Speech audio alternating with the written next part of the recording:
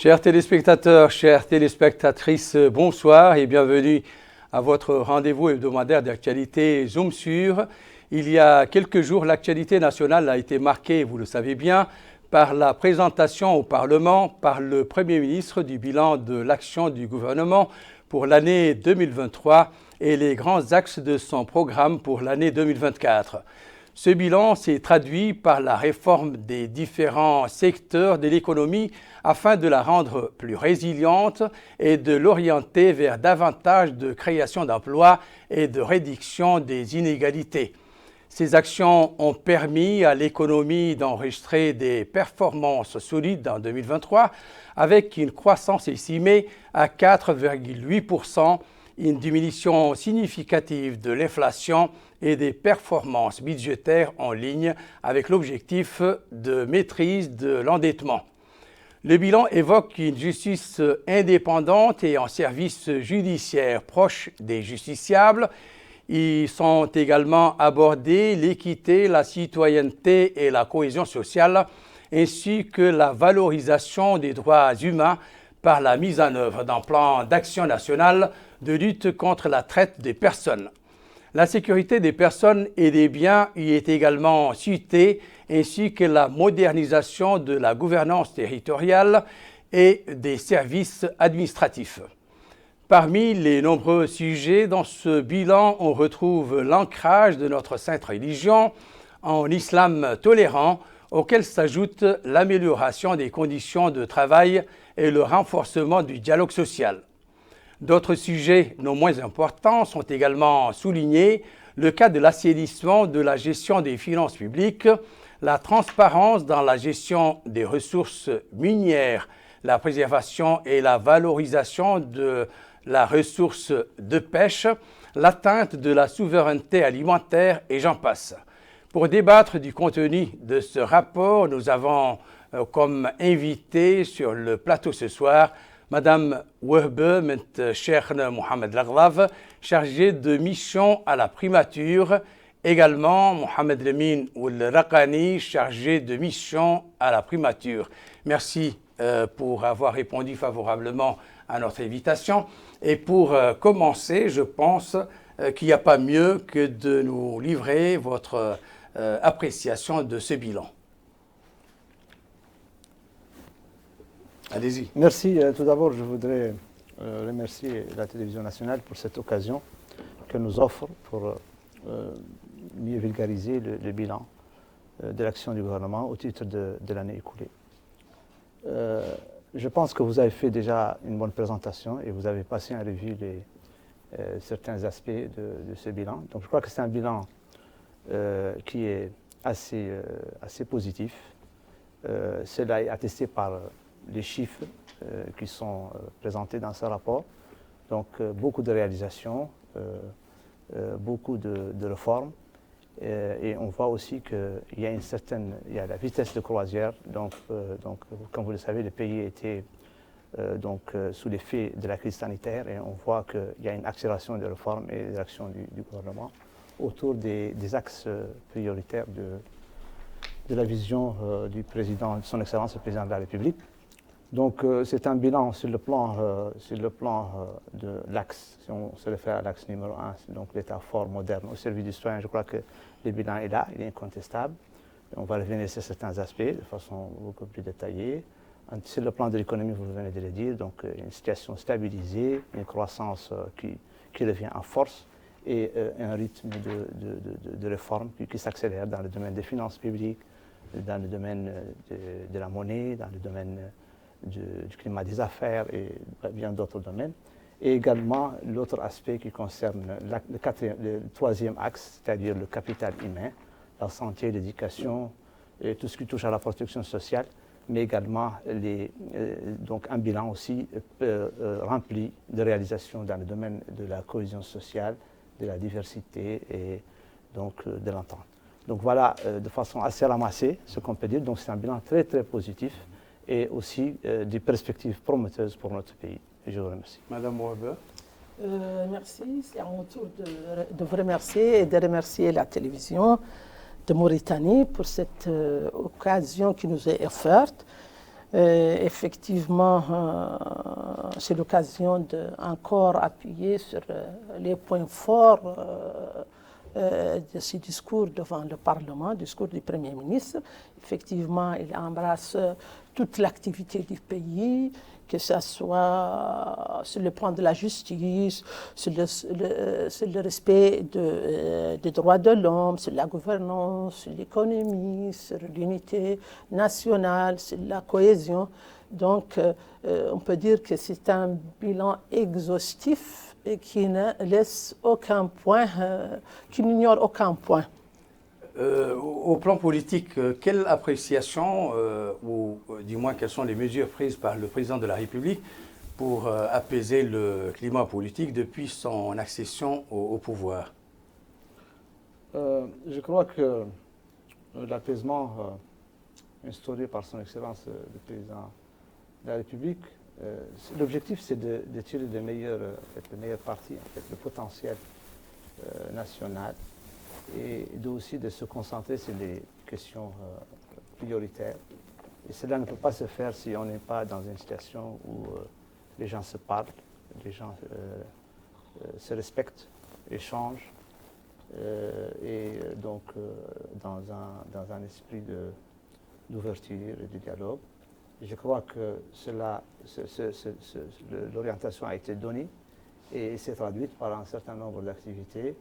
Donc la concertation entre les acteurs politiques et sociaux, aussi le pacte, donc la signature d'un pacte républicain dans le but d'élargir le débat national, également l'engagement fort pour l'unité nationale, la dignité, la liberté et l'égalité de tous les citoyens, quel qu'en soit, voilà, sans discrimination aucune.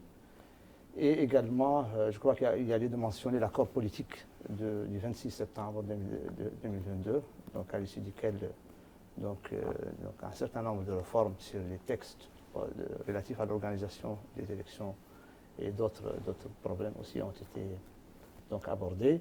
Et donc ceci a été couronné par l'organisation d'élections législatives, régionales et municipales consensuelles, apaisées, et c'est un renforcement de notre démocratie. Donc voilà, ça c'est un aspect le plus apparent, mais je pense que la notion d'apaisement touche tous les secteurs de la vie économique et que donc ça a un impact positif sur la dynamique même de la croissance, sur la confiance que des investisseurs, aussi bien nationaux qu'internationaux. Et c'est quelque chose qui a été bénéfique et qui a appelé à se renforcer, et cela va être dans l'intérêt du pays. Madame Webe, est-ce que vous pouvez également évoquer ces mesures, quel a été leur impact sur les relations entre d'une part, le gouvernement et d'autre part, les représentants des partis politiques? Est-ce que cette entente, ces accords, cette ligne de miel, je peux l'appeler, est-ce qu'elle continue toujours? Est-ce que ce climat prévaut toujours actuellement? Je voudrais tout d'abord, si vous le permettez, de pouvoir faire une brève remontée dans l'histoire. Parce qu'il faut quand même rappeler que pendant très longtemps, fort longtemps, la relation dichotomique qui existait entre le pouvoir et l'opposition, entre les acteurs politiques, empoisonnait et créait une situation de méfiance. De méfiance et de défiance aussi. Donc, et cela pendant quelques décennies. Ça a pris fort longtemps, un blocage et qui empêchait, qui handicapait la marche du pays vers la démocratie, vers la prospérité, vers la bonne gouvernance. Donc,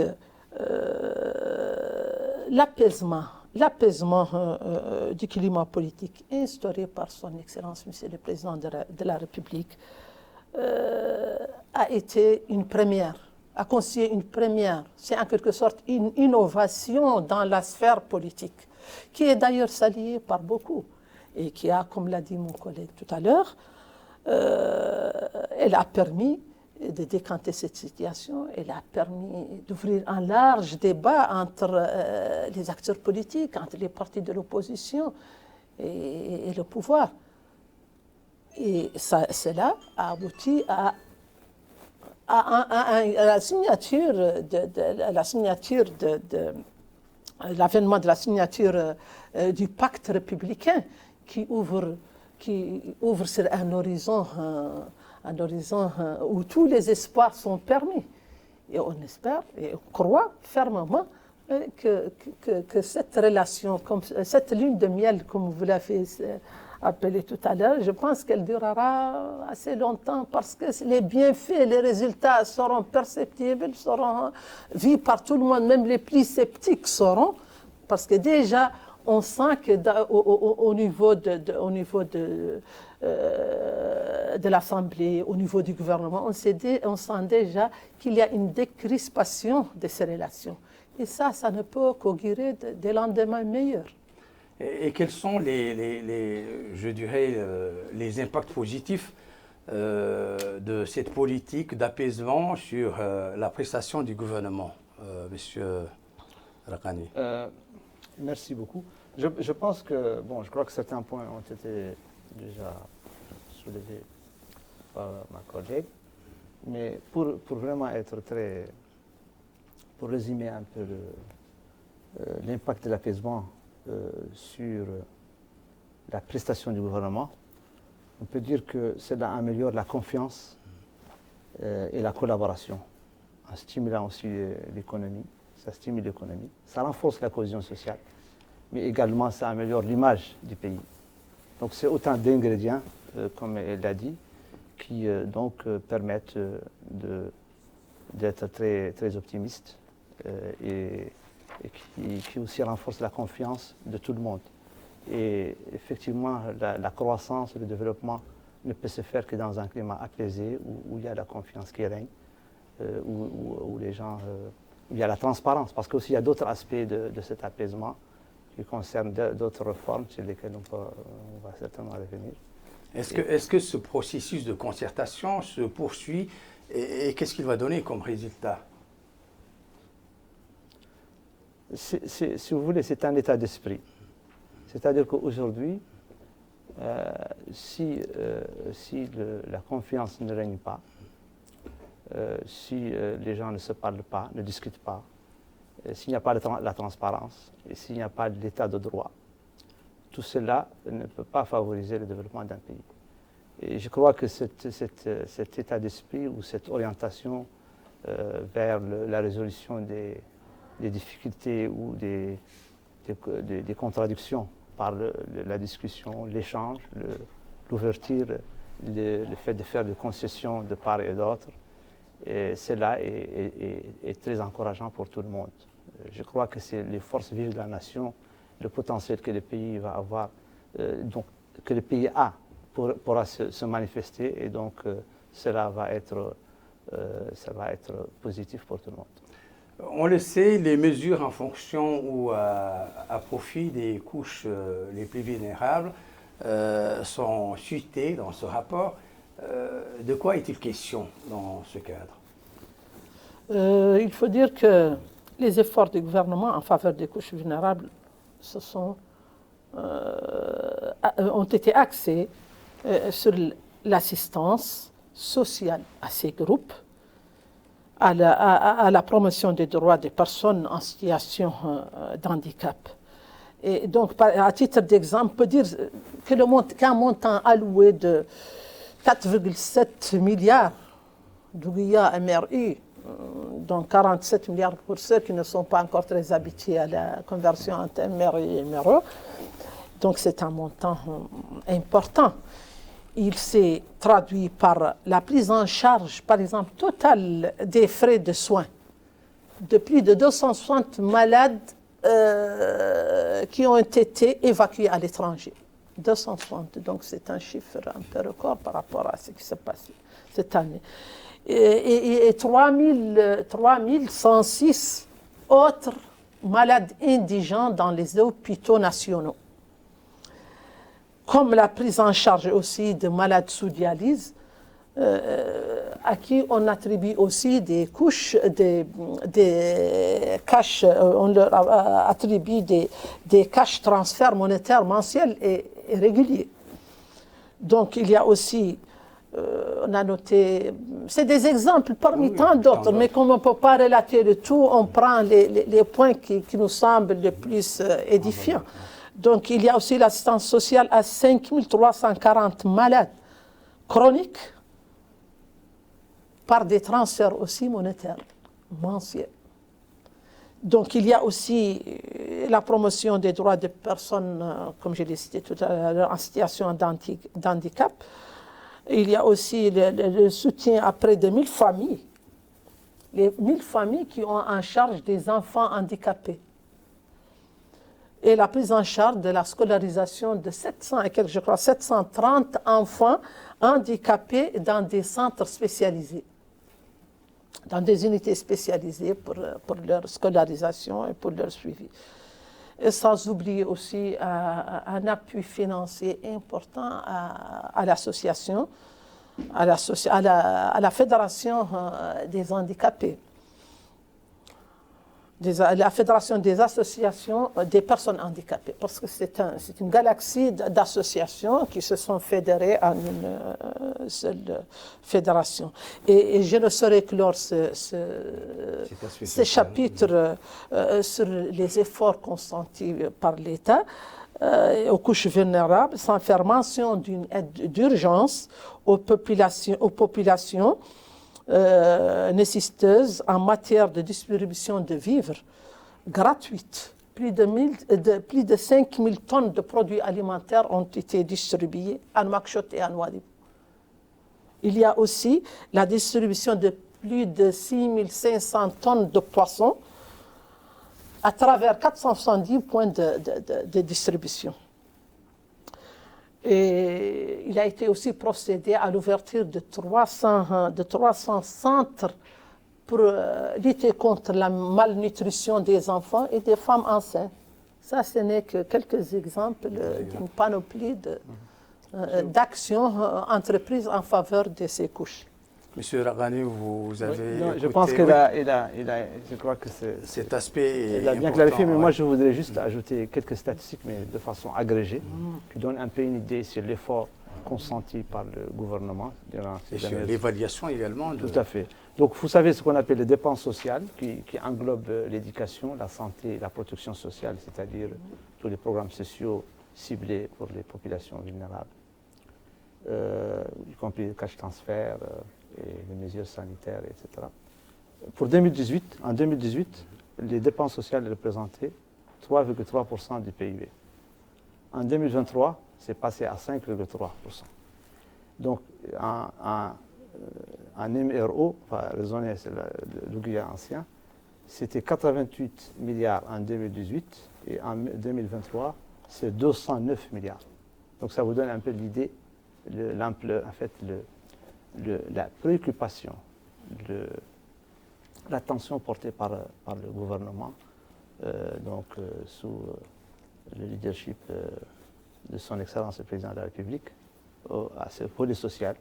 Vous voyez que nous sommes passés de 88 milliards à 209 milliards en 2023 et en 2024, ça va passer à 223 milliards. Donc c'est un effort important à l'endroit des populations les plus vulnérables. L'autre secteur, c'est également le secteur de la santé. On est en mesure de se demander quel est le taux de couverture sanitaire aujourd'hui et comment celui-ci avance, surtout après la pandémie de la Covid et tout ce qu'elle a engendré. Alors, pour la couverture sanitaire, je pense que dans le discours du Premier ministre, donc en fait, la couverture sanitaire, c'est l'accès aux services de santé. Et je crois qu'il y a une nette amélioration parce qu'il y a un effort important en termes d'infrastructures de santé, en termes aussi de déploiement de ressources humaines, de mise à disposition des médicaments. Donc l'accès s'est fortement amélioré. Et je crois que les chiffres sont là pour le prouver. Mais également, toutes ces mesures aussi vont impacter des indicateurs de santé importants tels que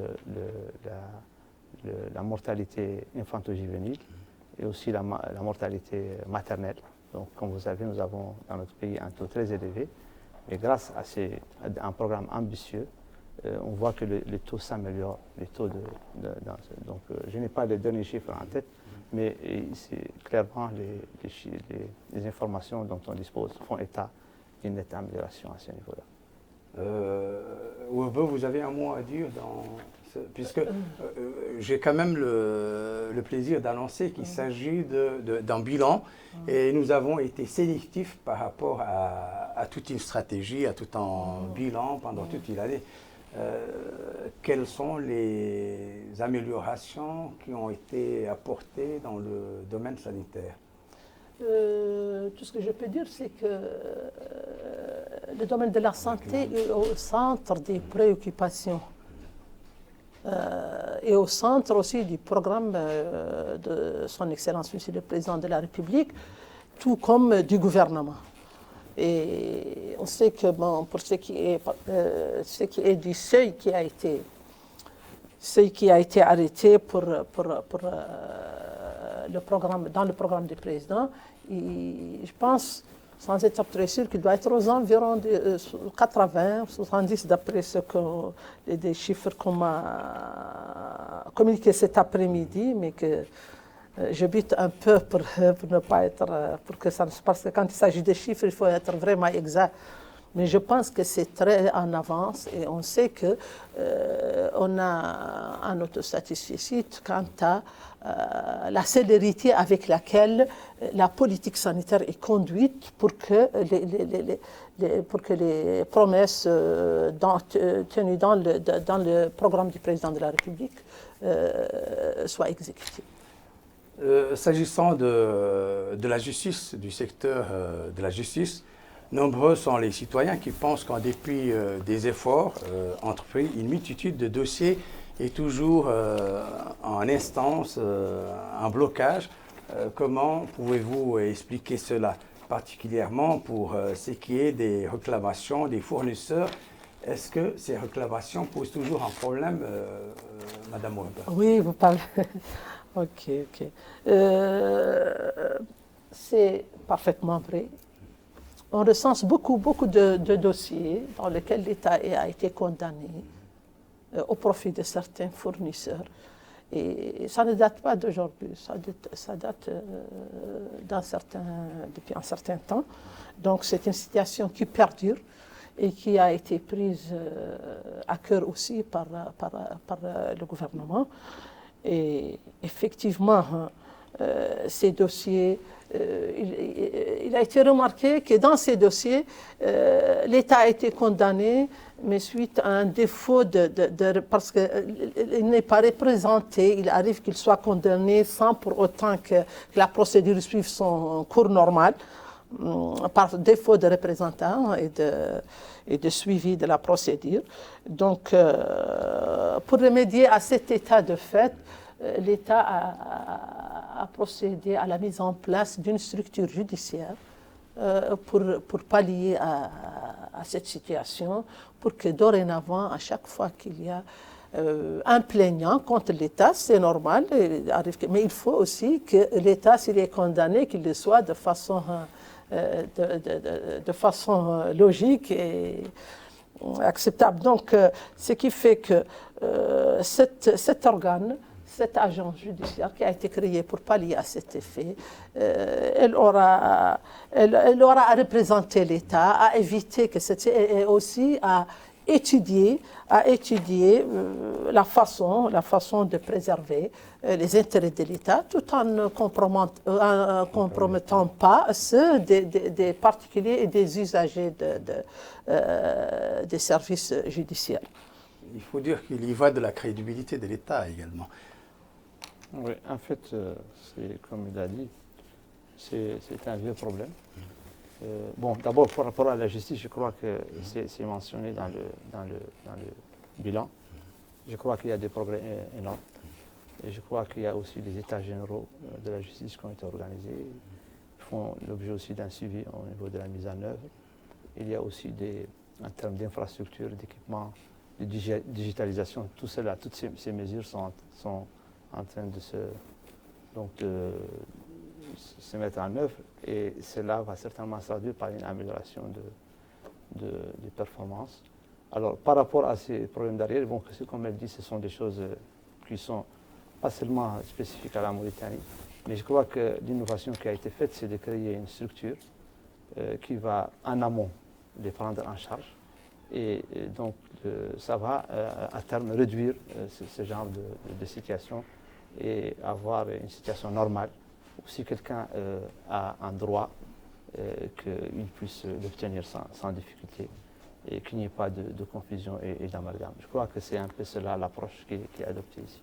Et je voudrais juste ajouter qu'il est question de sommes faramineuses. Donc l'État ne peut pas s'arrêter de ça. Si au moins avec cette structure, on aura à éviter ce genre de situation, mais aussi rien n'interdit que cette structure puisse étudier et travailler sur ces dossiers pour voir ce qui est juste de ce qui ne l'est pas. C'est très logique. Cela m'amène à parler un peu de la situation des personnels non permanents. C'est un problème qui est posé et ceci continue d'attendre toujours des solutions. Qu'en est-il pour ces PNP? Bon, je pense que la situation, effectivement, c'est une situation qui a perduré. Mais dans l'état actuel des choses, je pense qu'on est sur la bonne voie. Donc, les informations dont nous disposons à ce stade, c'est qu'il y a des procédures administratives qui sont en cours d'être prises pour trouver une solution à ce problème. Puis aussi, qui est un peu qui relève, en fait, c'est des accumulations, parce que parfois, quand il y a des vides, il n'y a pas de suivi. On est dans des situations pareilles où beaucoup de gens sont lésés et effectivement, il faut trouver des solutions. Mais je crois que c'est en bonne voie et je pense aussi qu'il y a une amélioration de leur situation en termes, en tout cas, de rémunération, etc. C'est ce que j'ai pu obtenir comme information sur ce dossier-là. Et s'agissant du secteur de la pêche, les résidents des villes côtières s'accordent à dire que les ressources ne profitent pas aux populations résidant dans ces localités. Et que les rares produits qui ne sont pas exportés à l'étranger ne sont pas à la portée de la femme ménagère. Est-ce que c'est le cas aujourd'hui? Bon, c'est quand même un secteur qui a été cité à plus d'un titre au sein de ce bilan. Et si les citoyens ne se retrouvent pas dans ce qui se fait, les répercussions sont Bon, je pense que c'est légitime. C'est légitime de dire, voilà, nous avons une ressource, il faut le minimum, il faut pouvoir y accéder facilement. Mais d'un autre côté aussi, il faut savoir que c'est une ressource qui est exploitée, donc l'exploitation économique. Ses impacts. Donc, avec des coûts, avec aussi donc un marché international parfois qui rend pour celui qui produit, il reçoit beaucoup plus d'argent en vendant à l'extérieur, ce qui fait que les prix intérieurs sont impactés. Et ça, c'est... Bon, il y a des avantages parce que quand vous vendez à un prix élevé à l'étranger, ça fait des rentrées en devises pour les pays, ça fait aussi des recettes fiscales, ça fait aussi la valeur ajoutée qui augmente. Bon, maintenant, il faudra aussi réfléchir aussi en termes de sécurité alimentaire, trouver des solutions pour que le produit soit disponible et accessible. Oui, comment comment le disponibiliser? C'est quelque chose sur lequel il faut travailler. Et c'est pas évident parce que dans une économie libérale, bon, si vous allez produire pour donner aux autres, bon, l'État ne veut pas prendre la responsabilité de disponibiliser ces denrées au niveau. Je crois que l'État le fait déjà marchés, pour une certaine catégorie de produits. Par exemple, il y a les poissons, la Société nationale qui fait la distribution et qui rend ce produit accessible à des prix abordables ici dans le cadre très abordable. donc, des efforts du gouvernement dans le domaine social. Je crois que c'est très important. Mais dans les grands centres urbains, bon, chaque chose a un prix. Et bon, moi, je comprends. Je comprends si tel est le cas, parce qu'il faut aussi s'assurer que c'est bien le cas, parce qu'on n'a pas une statistique, on n'a pas une étude sur la question. Donc, vous êtes à la rigueur, indépendamment de votre poste que vous occupez, vous êtes quand même une mère de famille. Est-ce que vous ressentez ce problème? On ressent. D'actualité? Il n'y a pas un ménage qui ne ressent pas cette hausse vertigineuse des produits halieutiques. Mais on sait que c'est dû à... C'est une question d'offre et de demande. Parce que les gens qui viennent acheter le produit pour l'exporter donnent un certain prix. Mais je crois que c'est aussi...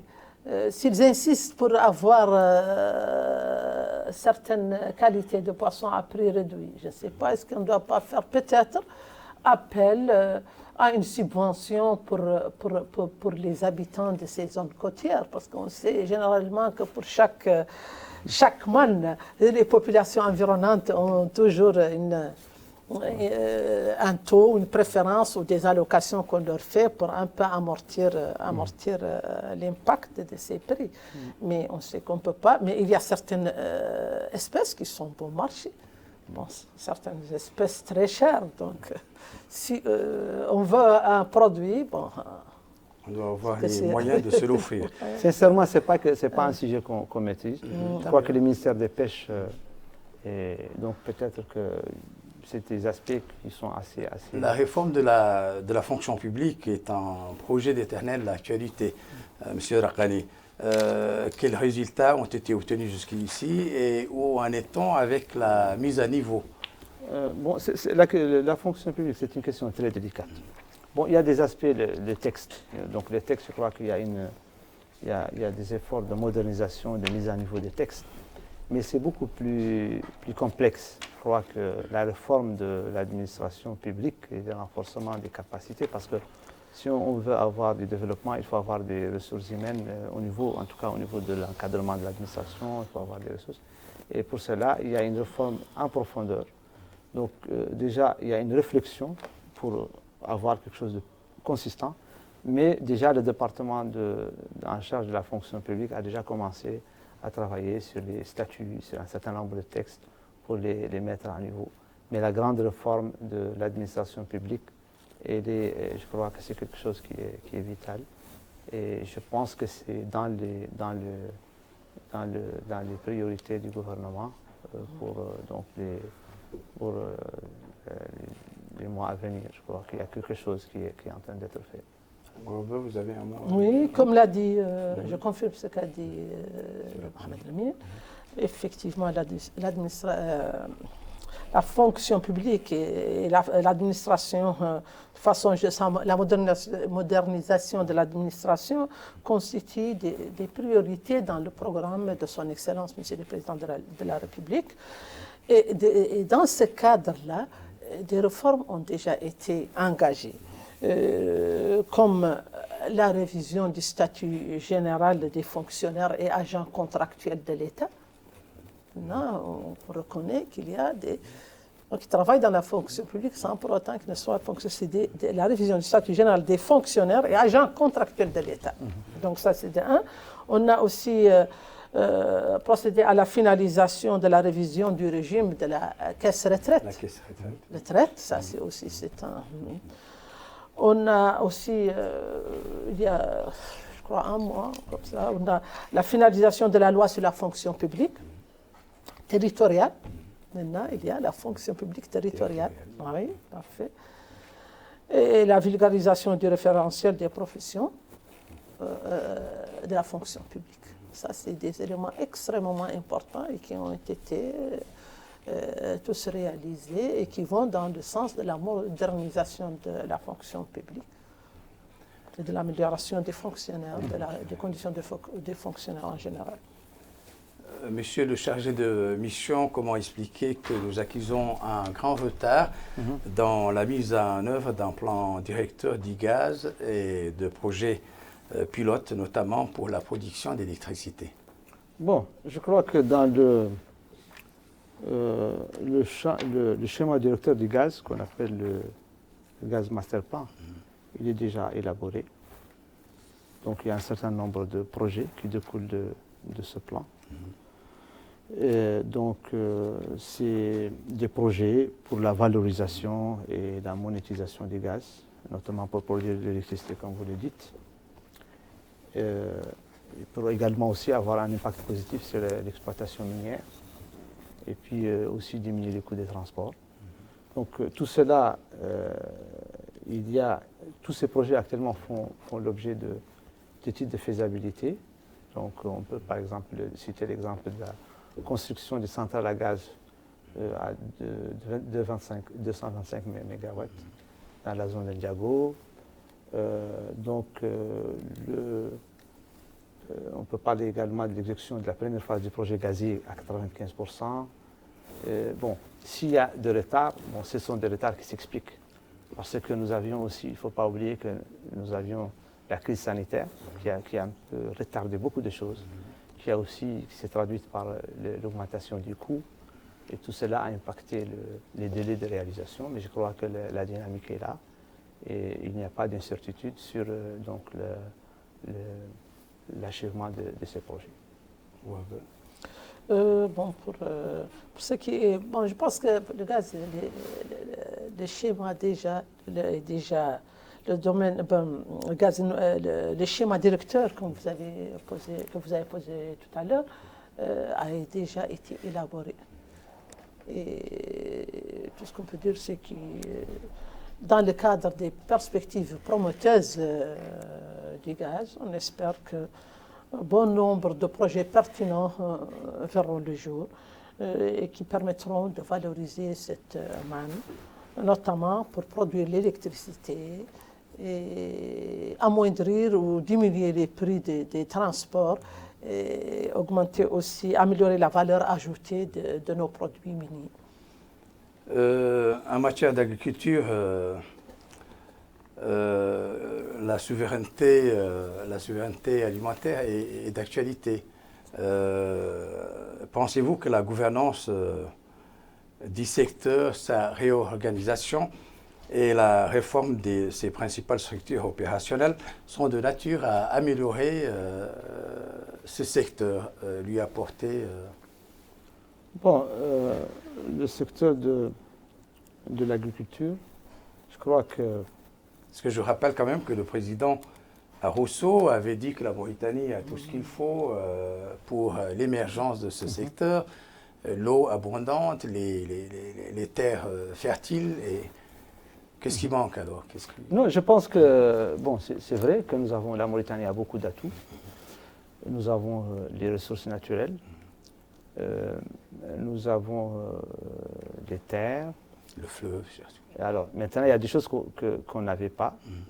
C'est une politique ambitieuse, volontariste dans le domaine de l'agriculture. Je crois que c'est ça l'orientation donnée par son Excellence le Président de la République à maintes occasions. Et je pense que les processus, c'est-à-dire si on regarde les indicateurs de processus, ils sont bons. Maintenant, arriver à l'objectif ultime qui est un certain niveau d'autosuffisance alimentaire, je crois que c'est à notre portée si on continue dans la même lancée. Donc je crois qu'il y a eu des mesures, des investissements qui ont été faits, des réformes. L'État s'est beaucoup investi et le président de la République lui-même s'est impliqué personnellement à maintes reprises. Et on voit des résultats. Et quand vous regardez les chiffres en termes de performance, en termes de production, en termes de taux d'autosuffisance alimentaire par rapport à certaines cultures, nous sommes, les choses avancent bien. Mais ce n'est pas des choses simples, parce que si vous savez, on ne peut pas changer la structure d'une chose du jour au lendemain. Donc il y a un processus, mais il y a lieu d'être. Donc il y a des politiques, même par exemple sur le plan fiscal, quand vous regardez les droits de douane par rapport à certains produits alimentaires, donc c'est pour encourager la production agricole. Donc tout cela, c'est la bonne voie. Et il y a lieu d'être optimiste. Pour ma part, je pense, comme vous l'avez dit, qu'effectivement, on a tout ce qu'il faut pour promouvoir notre agriculture. Effectivement, on a l'eau qui est abondante, on a les terres fertiles, il y avait des facteurs qui nous manquaient et puis on pense qu'on va pouvoir dépasser ces problèmes relatifs à une politique volontariste. Donc maintenant, l'État est là, il prend à cœur la réussite dans ce secteur et il en fait une question de souveraineté. Et effectivement, c'est une question de souveraineté parce qu'il va falloir qu'on puisse, pour certaines choses, avoir notre suffisance alimentaire. Donc, mais il y a un autre facteur, des facteurs sociaux qui empêchent la mentalité, amener les gens à s'investir dans le domaine de l'agriculture, c'est pas chose facile, bien que certains sont en train de dépasser ça, et surtout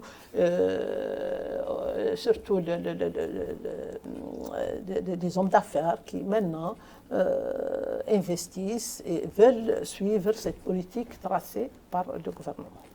Donc on pense qu'on a de bonnes perspectives et qu'il y a espoir aussi que ce problème soit dépassé. Dans le domaine de l'état civil, les actions engagées, notamment l'extension du champ d'intervention, la facilitation des procédures, ont-elles un impact sur le rapprochement des services de l'administré?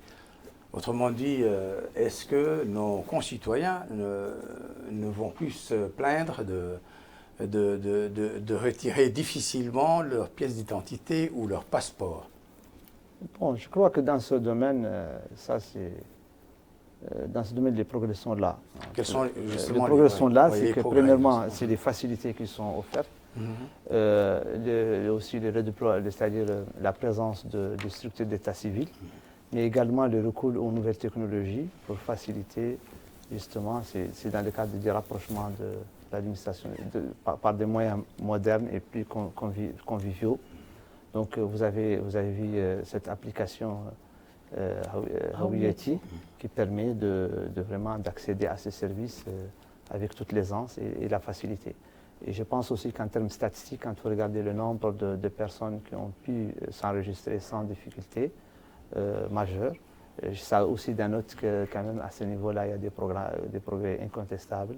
Et c'est un exemple d'administration qui est proche du citoyen, alors qu'il fut un temps où c'était très compliqué parfois même pour renouveler des papiers, etc. Donc, et pour permettre aussi à des Mauritaniens de s'enrôler. Je crois que sur ce plan, c'est un exemple à suivre et ça aussi démontre qu'aussi le succès à ce niveau va dépendre de le degré de digitalisation.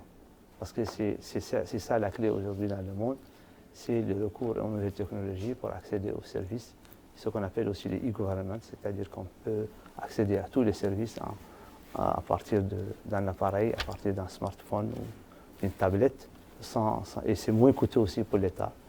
Je crois que c'est une très bonne voie et je crois que le président de la République a inauguré le lancement de cette application. Et c'est quelque chose qui est rassurant. Je crois que c'est reflété dans le rapport également.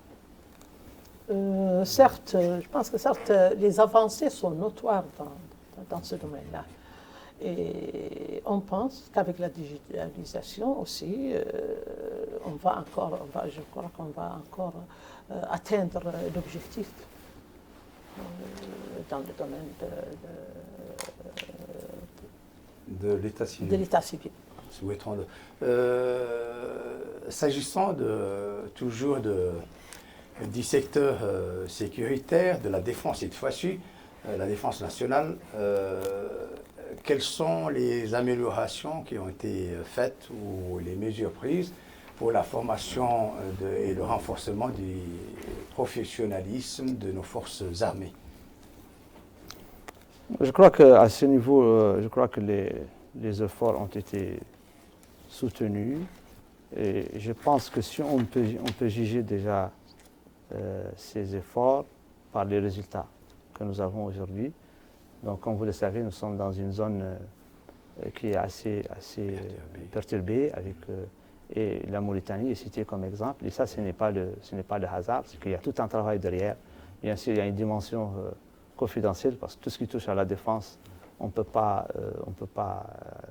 trop s'étaler là-dessus, mais on voit qu'avec les résultats, il y a un travail qui est derrière, en tout cas, une vision et aussi des moyens qui sont mis à disposition, qui sont bien utilisés pour les résultats que nous avons. Je crois que ça, c'est quelque chose dont on peut vraiment être fier.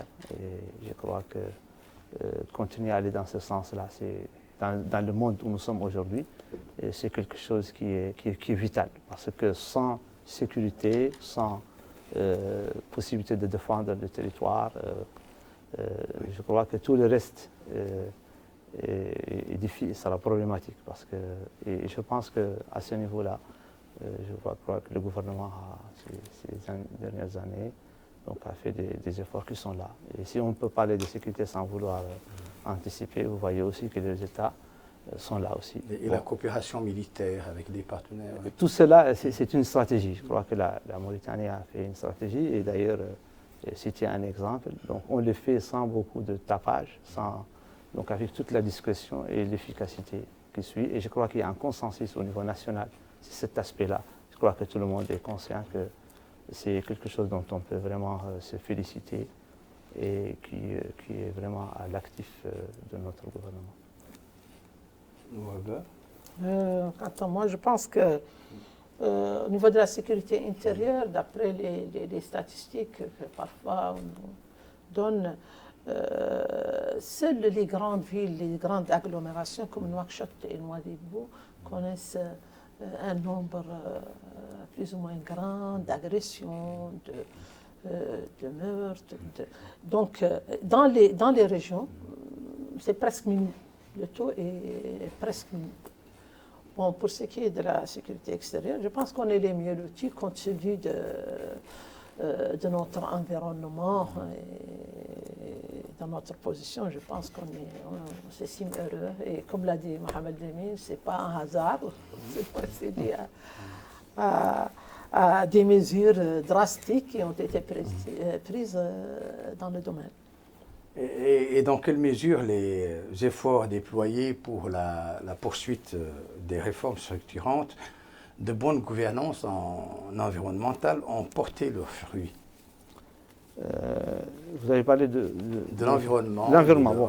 Alors, l'environnement, je crois que nous avons l'effort de la Mauritanie dans le cadre de... Nous avons une stratégie qui est la COP20 par rapport à l'environnement. Et nous avons également,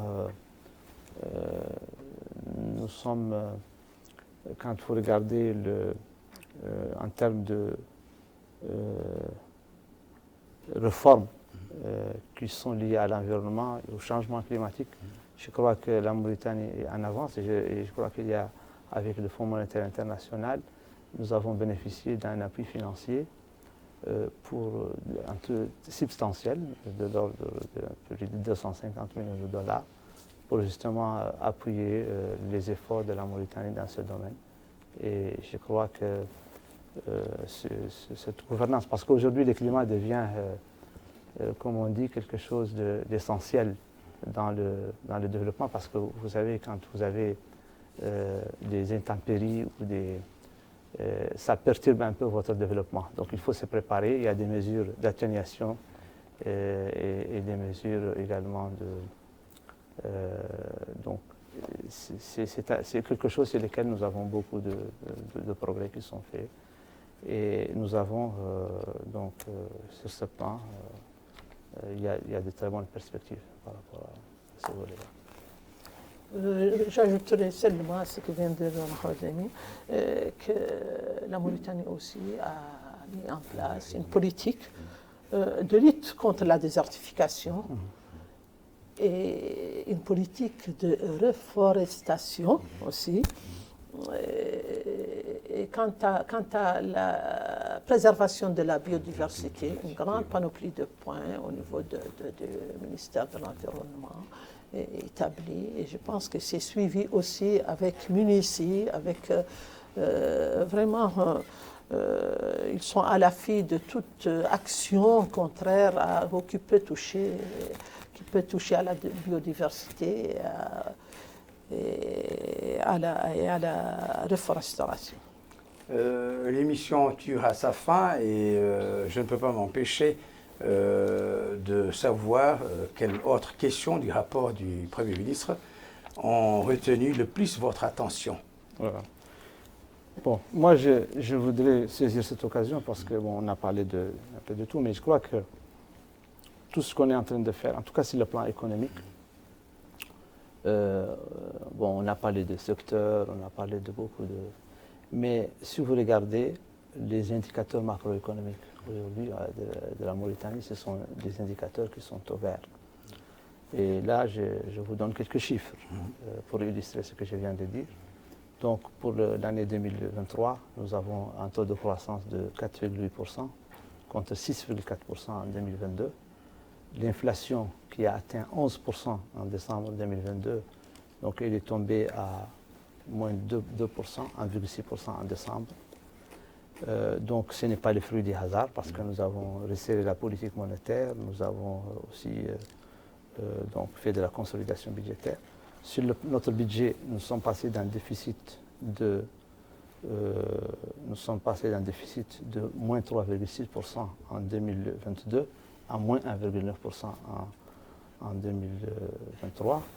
Et si on regarde la position extérieure aujourd'hui, vous voyez que le déficit du compte courant s'est réduit de façon significative parce qu'il est passé de 16,6% du PIB en 2022 à 12,1%. Et nous avons un niveau de réserve qui est assez confortable, donc de l'ordre de 2 milliards de dollars, qui correspond à 6,6 mois d'importation. Donc ça, c'est aussi la résultante de toutes ces mesures sur le plan économique, la gestion macroéconomique, parce qu'en fait, ça dénote un peu de l'efficacité de l'action du gouvernement et aussi de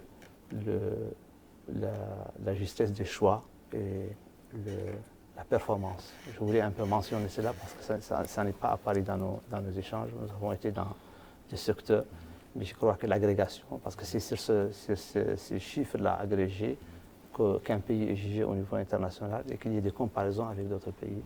Tout se reflète dans des chiffres que je viens de dire et qui sont des chiffres aussi attestés, établis par des institutions internationales, notamment le Fonds monétaire international. Voilà ce que je voulais dire. Je pense que ce rapport, tous les points contenus dans ce rapport rivalisent en termes d'importance et d'apport pour l'État et pour le pays. Mais je pense que l'aspect social est celui qui m'a le plus marqué. Et l'importance qui lui est accordée dans ce rapport est d'une importance capitale et le présage des lendemains meilleurs. Merci. Sur cette note d'espoir, on va donc finir cette émission. Merci à nos invités. Il s'agit de Mme Wahbe Cheikh Mohamed Laghlaf, chargé de mission à la primature, et de M. Mohamed Remin Ouleraqani, chargé également de mission à la primature. Merci pour avoir d'abord accepté notre invitation et de vous prêter à nos questions. Merci à tous nos téléspectateurs, téléspectatrices, à toute l'équipe de la télévision qui a permis la réalisation de cet énième numéro de votre rendez-vous hebdomadaire d'actualité Zoom Sur, notamment les caméramans ici présents, la régie, et un grand merci à Rabia Deda qui a permis également de produire cette émission. Excellente soirée et très bonne continuation avec les programmes de Mauritania. Au revoir.